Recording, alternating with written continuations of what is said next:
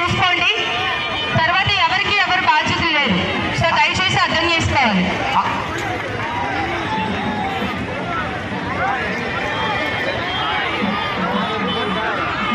అతిపెద్ద shopping mall మన